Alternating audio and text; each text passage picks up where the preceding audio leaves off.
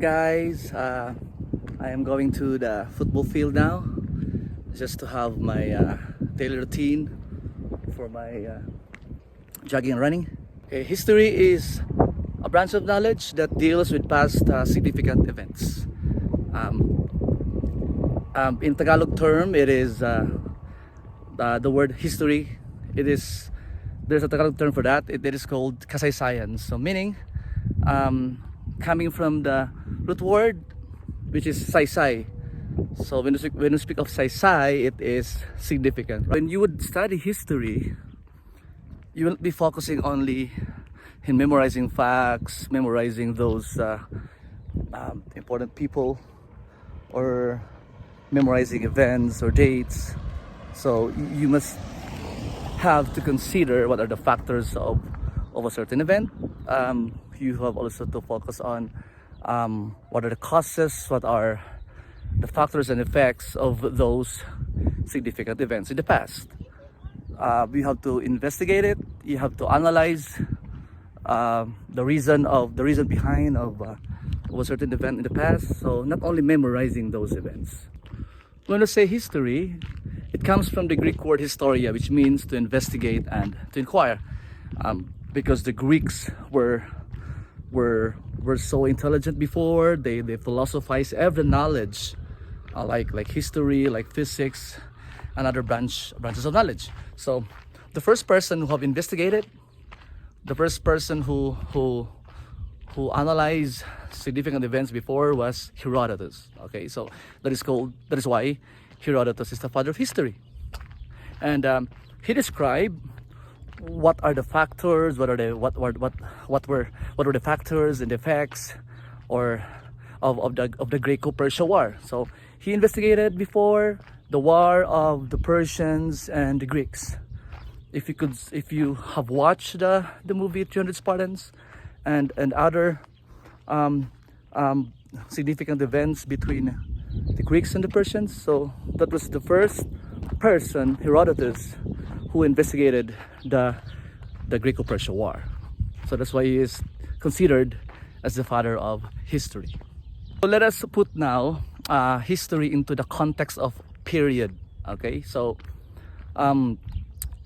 during the time of Sumerian civilization in Mesopotamia, that's the first civilization recorded in the histories, wherein this people, the Sumerian people, developed the first system of writing called called cuneiform writing.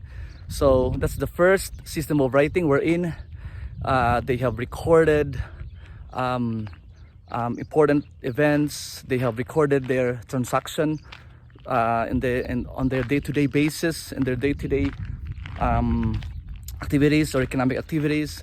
So that's why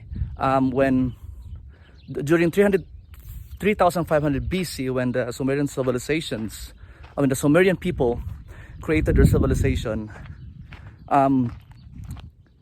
they invented the cuneiform writing, and that's the beginning of history. So all events prior to Sumerian civilization or prior to 3,500 BC, these events are called prehistoric, because we honor the fact that when we speak of history, there is a phrase that could explain it well. The term history is no document, no history. So that is why when we speak of period of or stages of history, the beginning of history started during the Sumerian civilization. So ito ba guys, once you would read a certain book in history, don't forget also to know the origin of a certain author, because there are instances that if they would write certain event in the past, since history is a product of subjectivity, or how the author would interpret a certain event in the past, it is inevitable that the author could be biased sometimes. Like for example, in our Philippine history before, Spaniards were the historians. Spaniards were the ones who would write or analyze certain events in the past in the Philippines. So they are biased. They would describe KKK or our Katipuneros as bandits. So meaning, because KKK are the enemies, or the members of that are the enemies of the government of the friars, or the government of the Philippines at the time. So if you are a Filipino writing a history of our Philippine history before, so we could describe that KKK are our heroes. These are the people who loved our nation, who fought for our independence before. So that's why history is a product of subjectivity, all right? So there is no 100% objectivity on the history.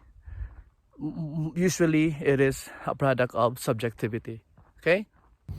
So if you are reading history book, there are 4 terms that is always there in reading history book. These are BC, BCE, AD, and the CE. So when we speak of BC, that is before Christ. So these are the events prior to the birth of Christ, right? So when we speak of AD, it is the meaning of AD is Anno Domini. It is not after death. That the usual answer of my students when I was asking them before, what is the meaning of AD? So they would answer. So their answer is after death. So the meaning of AD is Anno Domini. So that's meaning that's the birth of Christ. That's a year of our Lord. So the point of reference of our year today, so we are 2020, so that's the point, or the year of reference is the birth of Christ. So since there are non-Christian readers, because not all people are Christians believing in Jesus Christ, some of them are Islam, some of them are Hinduism, religion, Buddhism. So some historians are using BCE or CE.